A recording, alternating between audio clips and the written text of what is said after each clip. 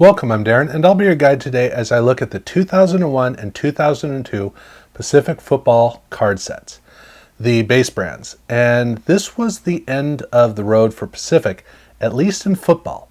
They would be able to kind of limp along for a little bit longer outside of football, but for football, this is the close. They just didn't have anything, they didn't have the ability to move forward past 2002. And it's too bad. I mean, I love Pacific. I think that they are probably the most underappreciated card company in all of sports cards. They were mostly football, which is a big part of why they were underappreciated. But over in baseball, baseball was about tradition. And if you weren't one of the standard bearers, people just didn't really care about you too much. And in hockey, they never had quite enough of a following to really be appreciated. So they really were a football brand, which is... Unfortunately, football brands just never quite got the same cachet that you would see in other places, in part because there was too much going on. But Pacific was a true mover and shaker card company that truly pushed their competition to just keep generating better and better card sets down the road. They're a big part of it, and that's part of why they weren't able to continue.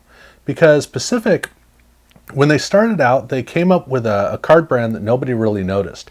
And then they were, while they were doing good card designs, that fell apart. And then for a major period of time, their main card brand just didn't really settle in. It never looked like a serious card, and it was never really appreciated like that. And then by the end of the decade, they finally got their act together and were making cards that were distinctive, that were clear, that were strong. They finally were essentially an equal member of the card collecting community. But that's the problem, is that Pacific proper never really kind of settled in, and Crown Royale was the only brand that they had that was able to maintain a continual following. Outside of that, nothing else really stuck. They kept trying things, and it was amazing to see what they did. But if you can't have a third brand that's consistent, or at least two very strong brands, you don't have much of a chance, and at the end of the day, they just didn't have much of a chance. So 2002 was when things came to a close, and in a way it's kind of a merciful close, because I really do love the brand, and I love where they were at with 2000, or with these sets here at the end of 2002, but this was about all they had really going for them. They couldn't make the transition into the new millennium, although as we'll see, they did do a pretty good job with these two sets. So let's go ahead and look at 2001 Pacific. And in this case, they have a very strong card design, almost as good as the 1999 design. It has a wonderful team color theme to it. It has a lot of silver foil down at the bottom that's almost busy, but not quite, which gives you the busyness of a New Millennium card, but with enough clarity that the image still reads well and the card feels well balanced, and it feels like it looks really nice. And if you really pay attention, you might notice that blue band down at the bottom actually has a team logo embedded into it in one of the all-time understated design elements. I never had any clue till I was editing these pictures and began to notice what looked like a design or a logo design in it, and there is actually one buried in it. So really, really subtle. And the card back is not too bad. So overall, this is a really good card design. They also have 3 parallels, and the first parallel is retail limited, and it has a little box in the front with numbered out of $2.99, and you might notice that there's a big slash across the front, like a sash, that has holofoil on it, and that holofoil, what essentially is a watermark, it says retail limited. You're going to have to take my word for it. I couldn't get the shot to read. It's not one that reads very well. But that is what the text says, and it's a bold move. This isn't the only place they did that, though, because Hobby Limited is also done the same way, except obviously the text says Hobby Limited. These cards are all serial numbered out of 99, so they're a lot more rare than the retail versions, but these are the 2 main parallels. And then they once again did their Premier Date cards, and in the case of Premier Date, well, these are numbered out of 45. So quite rare. And then that's it. That's all that they did for the veteran cards for Pacific. And the reason I specify veteran cards is that the veteran cards have the base brand or the base design, and then they have the 3 parallels. The rookies, though, were not done that way. They were done instead with, well, every single one of the rookies is serial numbered. That's the key. So they're more rare. Also, all the cards have the blue and the red coloring on the front, so they just have that general NFL color logo or a color theme on it, I guess you would say. College uniforms. But the serial numbering, 2500 is the base level. That's what the most common of the rookies are. But there are different levels. So you also get them numbered out of 1750. You get them numbered out of 1500. There is a variety to how these cards come. So instead of being segments of the set that have serial numbers at different levels, they're kind of intermixed. And some of the cards come with autographs. And understand, none of these cards have parallels. So the cards come in only one way, either autographed or not autographed, either with 2500, 1750, 1500. With the autographs, you get 1750, 1500, 1000. That's how many numbers there are. And you already noticed that with the basic unautographed cards, the serial number is on the back. Here with the autographs, they have the serial number on the front with a silver little box. And then, of course, the autograph seal of authenticity. So all that is on the front for those cards. But again, it's either or. It's only done in one way per rookie. So you can see from the rookies that they were definitely doing a better job, or they were doing a good job of transitioning into the new millennium. That's kind of the way to look at it. And for the inserts, you can see that they definitely had transitioned into new millennium cards. These are nothing like cards from the 90s. Well, almost all of them are not like cards from the 90s. The first one is all rookie team, and the all rookie cards is absolutely new millennium. They have a bunch of college uniform stuff on it that overpowers the card. Nothing about this card implies that this is a professional card. It says Pacific, but for all you know, Pacific might have been making cards alongside Sage at this point. Who knows? It's bold. It is very complex, and it is kind of boring, is the best way I can put it. But at any rate, they did this. They also did their Kramer's Choice cards, again, as they'd been doing for quite a few years. These cards are done the same way as all the others, the holofoil at the top. And in this case, it's a very unadorned base. Very simple, very straightforward, very clear. Not that interesting, but I mean, let's face it, all of these look really cool. 2 varying levels. In this case, it's individually serial numbered out of 99, so that's really the big draw for these. And again, these are not the box toppers. These are the normal size cards that came in the Pacific packs. They also did a jersey card, and you might notice that the jersey card is missing something. It's missing the jersey. This is actually a memorabilia set, and so they have a swatch of football here. These cards are all numbered out of 99, and they are so thick. I mean, these clearly came as the only card in the pack. I mean, they are so thick. It's really impressive. But then again, with football, pieces of football, that's kind of common because, leather's kind of thick. So this was what they did. And normally you'd see 99 and think, okay, it's a parallel. It's not. They only came as numbered out of 99. Then they also have their gold crown die cuts. And I gotta say, I don't know what they were doing with these cards, what they were thinking. You know what I want to do? I want to slowly step away, quietly just move on, and okay, now this is better, much better. Impact Zone. These cards look great. I love the way these cards look. They're very rich colors. There's very rich colors, and well, I also got to compliment the colors because you can't see the images on these cards. I mean, almost none of the cards in the set do the images come out. They're way too busy, but I love it. I love this card set, the way it comes across, because it's almost like abstract art. That's kind of the best way to look at it. I don't even think jumbo versions of these cards would have helped. Just way too busy, but they do look nice, so I give them credit for that. And then for the Pro Bowl die cuts, they were doing this, and you can see that they were definitely running out of ideas. 2000, you could see it, but here, very much so. There are only so many strong Hawaiian themes that you can go with, and here they've got tikis on either side of a horizontal card with a bit of an arch between them. I mean, the way that these cards started in 1995 with Crown Royale was amazing. They looked so cool. And here they're just trying to come up with something. It's not a bad looking card, it's just not very interesting, in part because it's very, very busy. Which is the same thing I can say about War Room.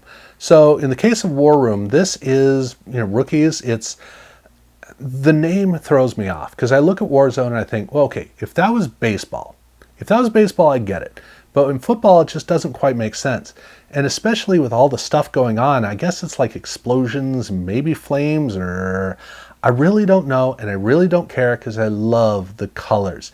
That's the way it comes across. To me, this is all about that weird, colorful background, and so I'm perfectly fine with it, whatever they meant by Warzone. So for 2001, that's what they did. 2002, it was time to transition more into the new millennium, and you can tell that they were doing a pretty good job with the basic card design, where here the border is a lot less distinct, kind of fades into the image. The images tend to be strong in the middle and they kind of fade out toward the end, or the outsides a little bit, but especially down by the border. So the card design is not a strong theme. The gold foil is very nice. So where they'd used silver in 2001, they got back to gold here for these cards, and it looks really good. It's a nice complement. Card backs look good. The cards still have a very strong, elegant quality to them, but they're not as distinctive, which is just, that's kind of the way they were going. And they once again did 3 parallels. They changed up the parallels a little bit. So the first parallel is Pacific Limited. Not retail, it's Pacific Limited, and in this case they have the logo, or they have the serial numbering on the back, numbered out of 71 in this case, and these cards have a little Pacific Limited logo on it, and then all the gold foil is replaced by speckly silver holofoil. Understated, not very strong, but a cool kind of almost a ghosted effect in the cards. So really pretty cool. And then they also had their Extreme Limited, which is much more rare. These are serial numbered out of 24, and they use speckly gold holofoil for the cards. So, basically kind of as you would expect. And then once again, they did their premiere date, obviously the last time for this. They have the logo on the front, as we'd already been seeing for the last few years. And so it's a different location for the serial numbering out of 36 and back to the gold foil. So that was the set, except they also had the rookies. However, in this case, the rookie cards are not more rare. They're fit in as they had been doing all these years before, and these do have the parallels. So apparently they didn't get a good response from what they did in the previous year. I don't know why, but here we go with more basic rookie cards. And then for the inserts, we start off with the Kramer's Choice cards, as is typical. And in this case, they have more of an interactive quality. They're getting back to the way some of the cards had been done in the past.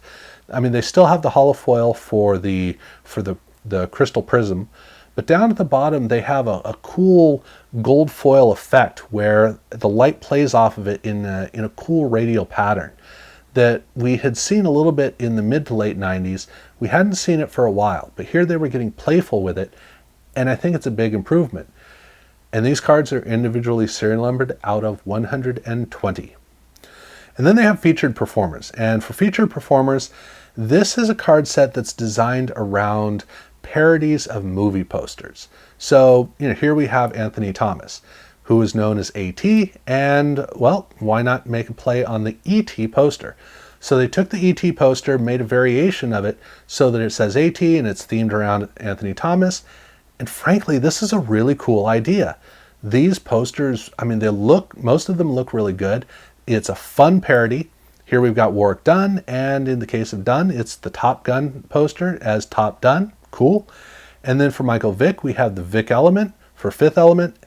And this is the one I look at and go, man, why did they not do a poster size version of this? Had they done a poster-sized version of this card, I guarantee you it would have single-handedly saved Pacific. It's so cool. Why didn't they do that? I really wish they had. But at least we do have this small card, so, there we go. Then they also have jersey cards, and these are actual jersey cards, but more than that, the design is really nice, and frankly, it looks like what we would see a decade and a half down the road. I am very familiar with this design because I've collected this set a lot from, I don't know if it was Absolute or Contenders in the early to mid 2010s or something like that. It really does look like what we would see decades down the road. Maybe it was the later sets we were looking back at this, I don't know, but these do look nice. And they're not serial numbered, just in case you're curious. Now, they once again did their Pro Bowl die cuts. And for the Pro Bowl die cuts, these are, well, they were running out of themes so much that here they just have a tourist beach with some skyscrapers and some hills in the back. I'm pretty sure this is the only time that a sports card has had die cutting around a skyscraper. But I got to give them credit for it. These cards actually do look really good, especially with the green foil. So it's not a failure. It's just, it again reminds you that there aren't a lot of ideas for Hawaii that they had to draw from. So they were running pretty low. But these were pretty cool. They also had a set called Rocket Launchers, which is just an early New Millennium card design that is just busy and it's just kind of there and nothing else really to talk about. Which leads me to War Room, which again, we've got some rookies in their college uniforms. At least here we have some stats. So War Room actually kind of makes a little bit more sense. But it's, it's there. And that's the end of 2002 Pacific. Almost. At the 2002 National, Pacific released promo cards that had 2 sports on each card. So every card has 2 players from different sports from the same town. Here we have Anthony Thomas on one side, and we have a Blackhawks player I'm not familiar with on the other side, so I don't care who he is. But this is the way the card set was. So it's showing 2 sports in each town, and all the cards are serial numbered out of 500. And so they're common enough that they pop up enough that I figured I'd go ahead and mention them. But that brings 2002 to a close. So for Pacific, unfortunately, this really was the end of the road. Obviously, in this case, for the base brand, I'll be at some point looking at all the other card brands that Pacific had made, running through 2002. I have done all the videos leading up for this brand, and I've done a couple of the others, like I've done Invincible, and I've done Lithocells and Gridiron. I've done those. So if you haven't seen those videos, go and check those videos out. And if you haven't subscribed, I do urge you to do so. And yeah, thank you very much for watching.